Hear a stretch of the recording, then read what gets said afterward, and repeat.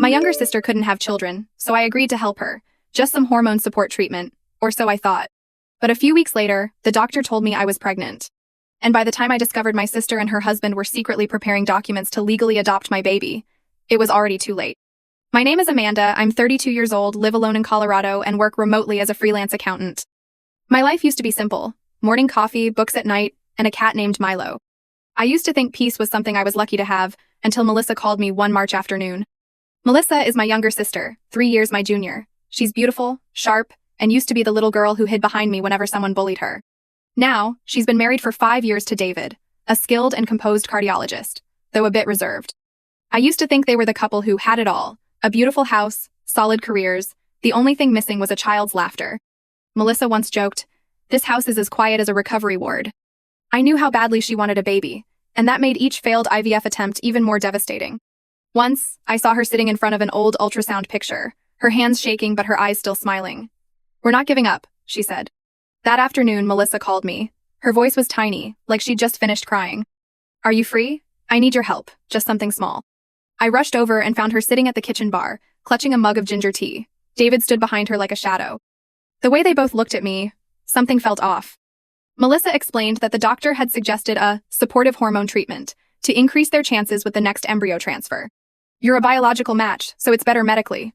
"Just for a few weeks," she said, still holding my hand tightly. David added, "It's not an embryo transfer, just balancing hormones." I was a little worried and asked if there would be any side effects. Melissa smiled and gently touched her stomach. "If it works, it might be the last time I have to try." I nodded, not because I fully understood, but because I loved my sister. They took me to a fancy private clinic. The doctor wore thick glasses and talked fast about hormones, injections, and uterine checks. I didn't really understand much, but I saw David signing forms nonstop, and Melissa looking at me with almost pleading eyes. "We're not forcing you," she whispered, "but you're our last hope." I signed the medical papers, listed as a voluntary biological assistant. They gave me some pills and a 2-week schedule for subcutaneous hormone injections, saying they'd monitor my response. I asked, "Do I need to avoid anything?" Melissa just shook her head and smiled gently. 3 days after my last shot, I started feeling strangely nauseous and exhausted. I called Melissa and she squealed, "That's great. Maybe your body's reacting well." I asked, "Reacting well?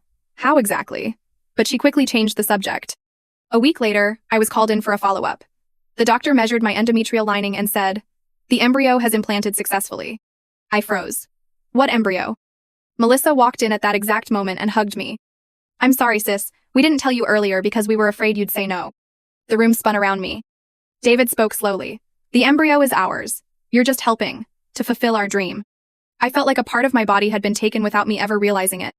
I pulled away from Melissa's arms, heart racing, breath shallow. You implanted an embryo in me without clearly telling me?" David answered calmly but firmly, "Legally, you gave consent." I sat on the hospital bed, my hand clutching the now wrinkled white sheet. Melissa sat beside me, eyes red. "We were just afraid you'd say no, but you're the only one we could truly trust." I said nothing. I just stared out the window, feeling like I'd just been betrayed by my own family.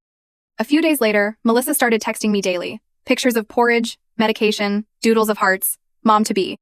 It didn't feel cute anymore. It felt scary, like I was being reduced to an emoji. David never apologized.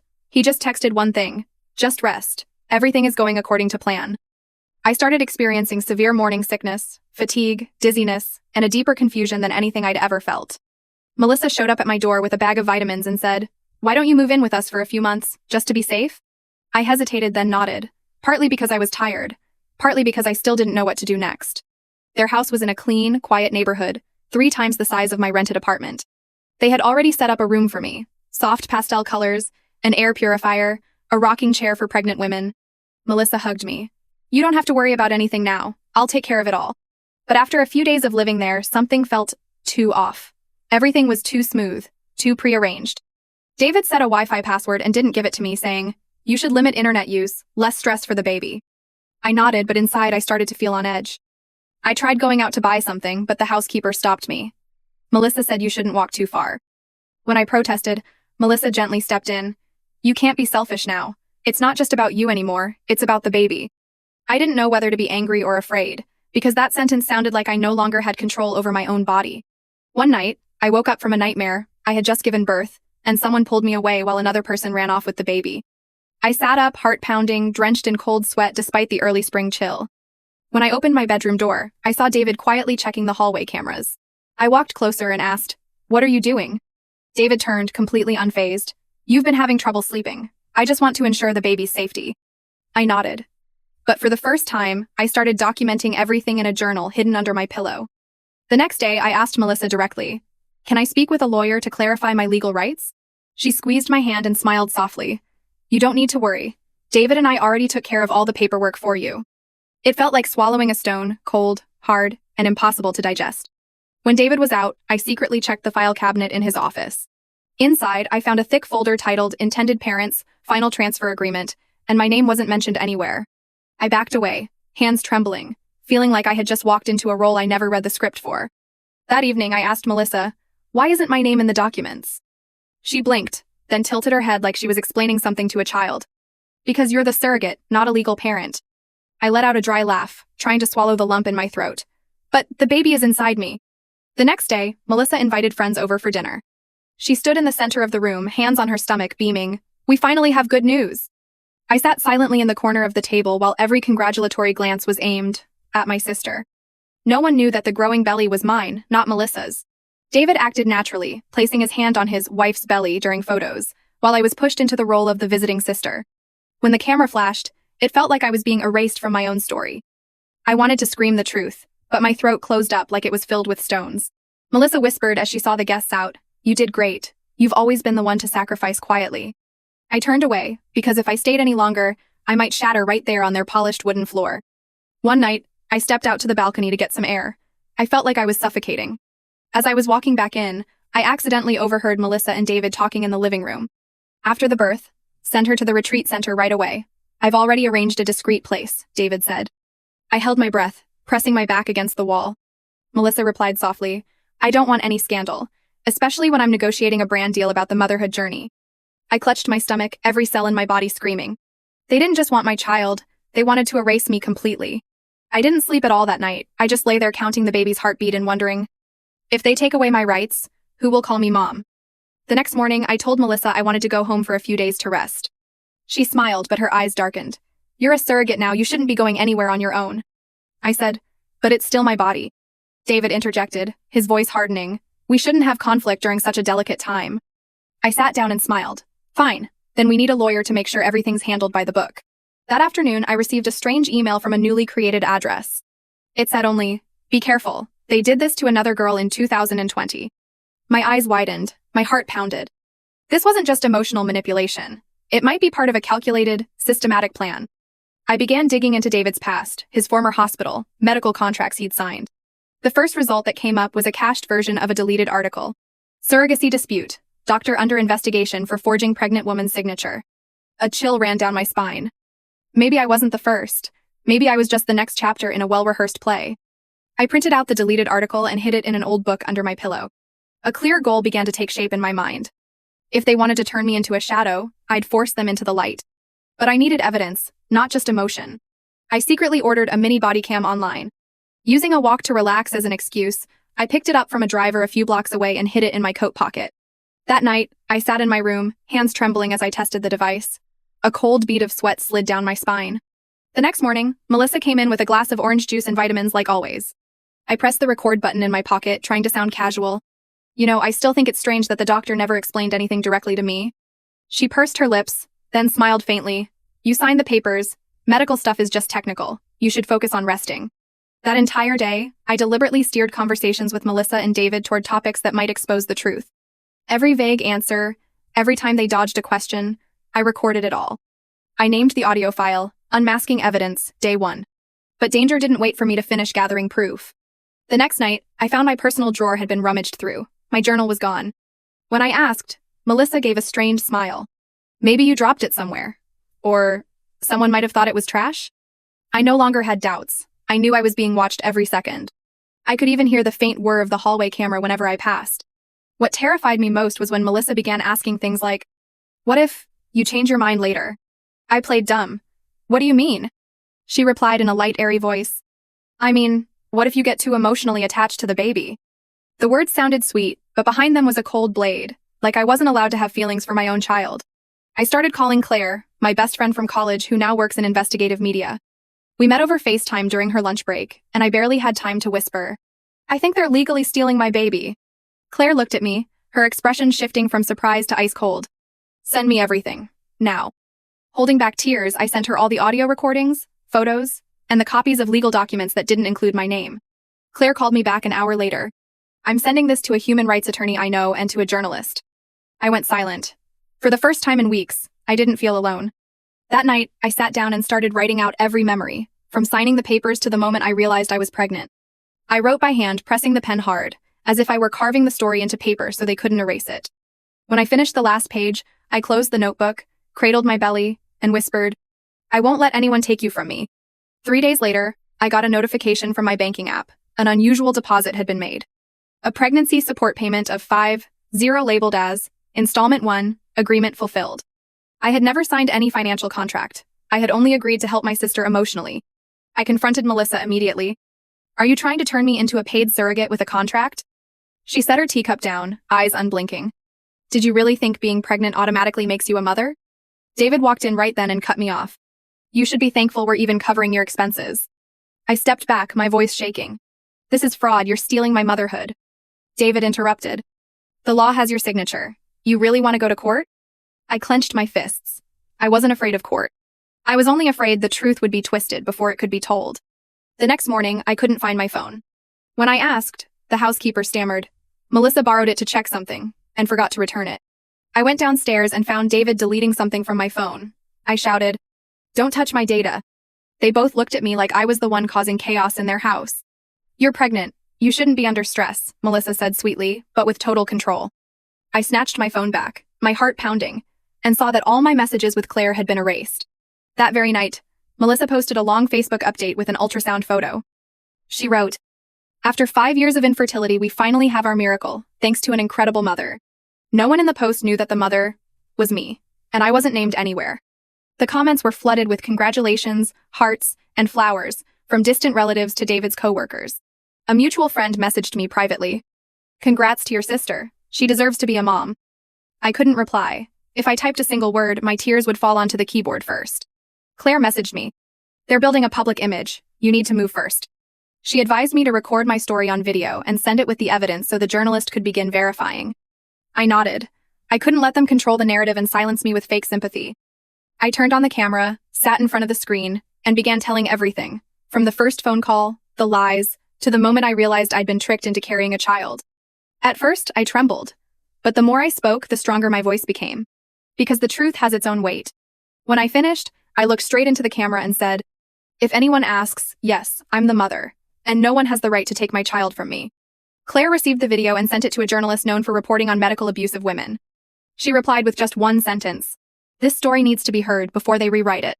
I sat for a long time, hand on my belly, where a tiny heart kept beating, in rhythm with the growing courage of its mother. 3 days later, a piece appeared in the investigative section of a local newspaper.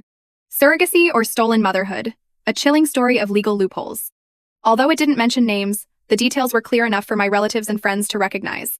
Melissa called me as soon as the article went viral. "Are you insane? You're destroying my reputation." I replied simply, "No one needs to fake kindness when they're doing the right thing."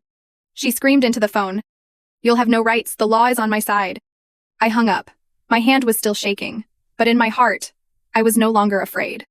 That night, I heard the clatter of a keyboard coming from David's office. Curious, I approached the door and peeked inside. He was drafting an email titled, "Petition for Newborn Custody." I quickly returned to my room and wrote it down, date, time, subject line.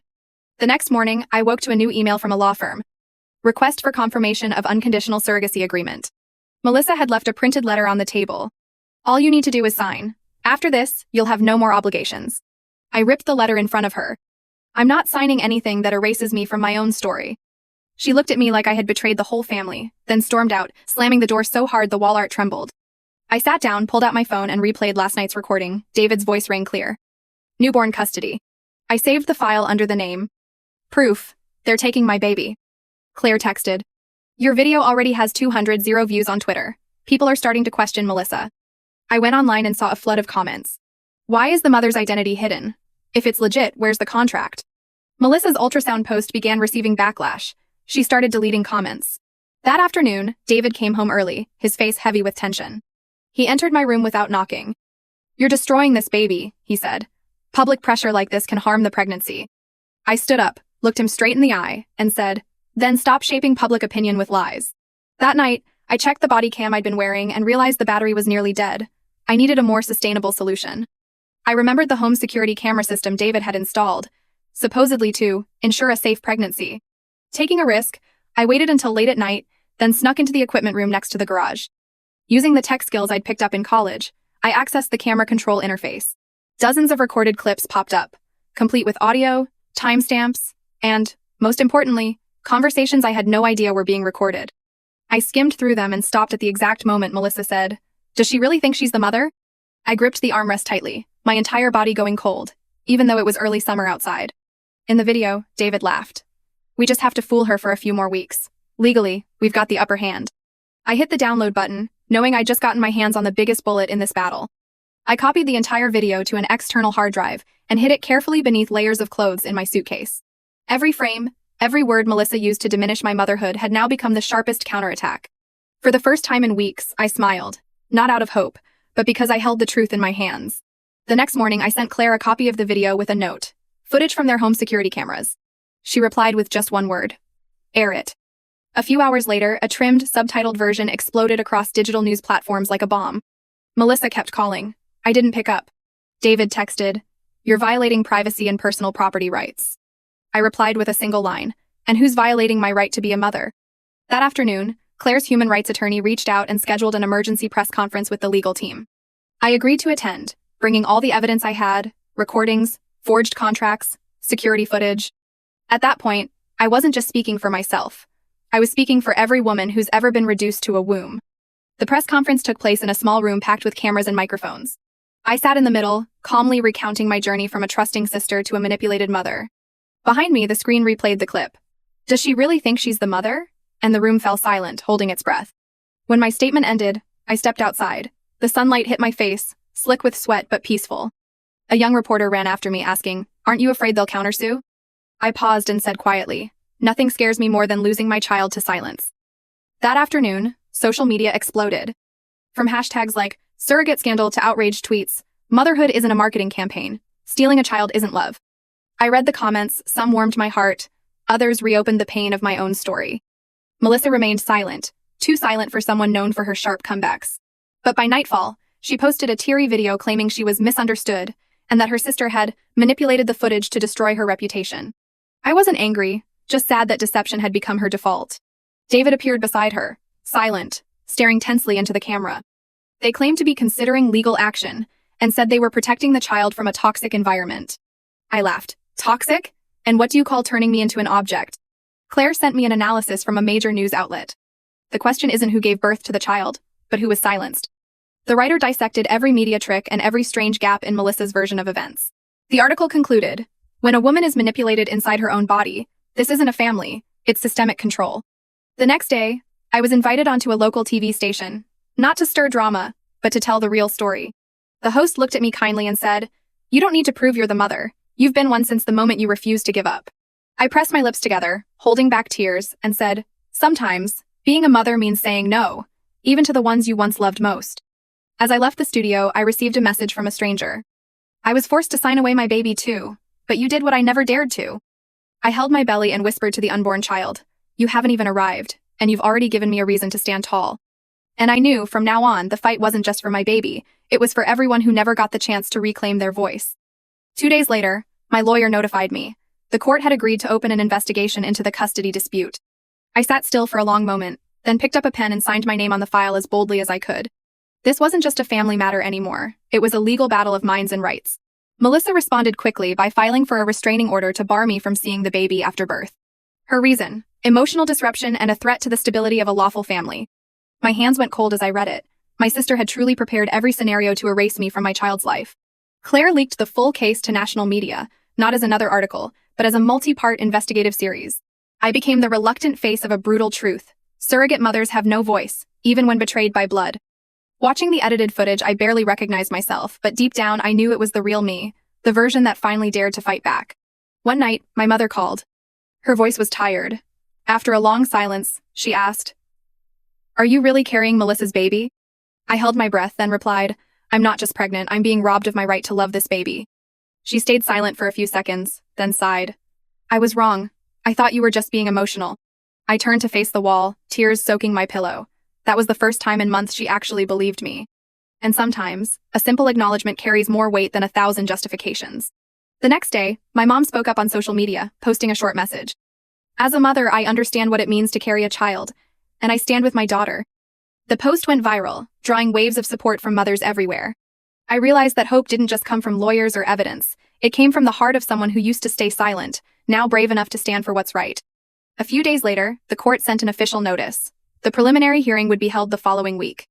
I clenched the letter in my hand, feeling both relief and dread. It would be the first time I'd face my sister, in the eyes of the law. Each night, I wrote in a journal for my baby, a way to stay grounded in the chaos of the legal storm. Melissa still showed up regularly on social media, but now her face looked pale, her smile strained. She posted a new video. I don't need anyone to understand, I just want to be a mother. Watching it hurt, not out of pity, but from sorrow for someone who once was my sister. Claire called to tell me, their lawyer is trying to get the security footage thrown out, claiming it was illegally recorded. I had almost expected that, but thankfully, my lawyer had been prepared from the start, the cameras had been installed by them, and I had only backed up the footage. And that was the key, they surveilled themselves, and ended up exposing themselves. My lawyer, Ms. Martinez, was sharp and calm. She said, we don't just have the truth, we have evidence, witnesses, and most importantly, public opinion. I nodded, and for the first time in my life, felt like a woman truly stood beside me, as an ally. The preliminary hearing took place in a cold conference room, with wooden walls, dim yellow lights, and heavy air. Melissa and David sat across from me, dressed like the perfect couple, avoiding eye contact. I wore a simple gray maternity dress, one hand resting gently on my belly, whispering to myself, baby, mommy is here for you. The judge listened to both sides, then played the security camera footage. When the phrase, does she really think she's the mother, echoed through the room, I heard a sharp inhale from the opposing counsel. Melissa and David bowed their heads, unable to maintain their composure, their moral masks starting to crack. My lawyer continued, voice steady and firm. My client never signed any legal surrogacy agreement. She held up a copy of a medical document, with key sections blurred out, no mention of me as a legal party, only as a hormonal support person. The court began to question the transparency of the entire pregnancy arrangement. Melissa's side tried to counter, claiming I gave verbal consent, and that volunteering is morally sufficient. But Ms. Martinez cut them off, eyes sharp as lasers. Motherhood cannot be defined by vague coffee shop conversations. I felt protected, no longer alone like I was during those early, confusing months of pregnancy. The judge postponed the hearing for both sides to submit more documentation, but before rising, he said, this is a unique case, where the word mother must be defined not just by biology, but by truth, actions, and evidence. His words rang through the room like a warning bell to Melissa, and I saw her grip the chair tightly, her knuckles white. As I left the courthouse, David approached me for the first time since everything unraveled. His voice was low, weary. Can't you let this go? For the baby's sake? I looked him straight in the eye and said, every word deliberate. I am doing this for the baby, and I won't back down. That night, I returned to my mother's house, now the safest place in my world. She hugged me from behind, just like when I was little, and whispered, tomorrow, I'll go to the market and get some lean meat to make soup for you. That one simple sentence, and I cried harder than I had through this entire battle. I no longer felt the same rage toward Melissa. Instead, it was a disappointment that cut to the bone. I remembered the nights we'd watch movies under blankets, argue over ice cream flavors, hold each other after breakups. Who would have thought the sister who once called me Mama Bear would one day try to erase me from my own bloodline? Claire sent me a viral clip, an influencer reading my story on a podcast, breaking into tears at the line. I just want to keep the baby I carried inside me. I never thought I'd make someone cry. But I knew, at least someone had listened. And to me, that recognition meant more than any courtroom ruling. A week later, I gave birth in a public hospital, no flowers, no live stream, no welcome baby banners. Just my mom, Claire, an elderly doctor, and a young nurse holding my hand through the contractions. Then the first cry, soft, clear, as if calling the right person to be his mother. When the nurse placed him on my chest, I didn't cry. I just whispered, I'm sorry you had to come into the world through such a storm. Elliot, that's the name I gave him, reached up and touched my cheek, as if forgiving a world he hadn't yet met. In that moment, I was no longer a victim, no longer just a fighter. I was a mother. Melissa never came to the hospital. Not a single message, not even a line. I heard that after the hearing, she temporarily deactivated all her social media and canceled her sponsorships. I didn't feel triumphant. I just felt sad. Because some bonds, once broken, may never return. A few weeks later, the court officially confirmed that I was the sole legal guardian of Elliot. The judge emphasized, silence, manipulation, and possession can never be mistaken for love. I left the courthouse light as air, as if I carried nothing but the memory of trust that had once been betrayed. I didn't choose revenge. And I no longer mention Melissa in any interviews. I chose to raise my child in the peace I once longed for myself. And when Elliot smiles, I know, I didn't win in court, I won in my child's heart. I shut down my personal social media accounts, keeping only a small blog to document my journey as a mother. Not to seek sympathy, but so other women can read it and understand. You have the right to say no. You have the right to hold on to yourself. Claire helped me design the blog cover. It read, I wasn't given the choice to become a mother, but I chose not to be robbed of it. Elliot is now 1 month old, skin soft as milk, often falling asleep on my shoulder after midnight feedings. Every time I look at him, I no longer ask, why did this happen?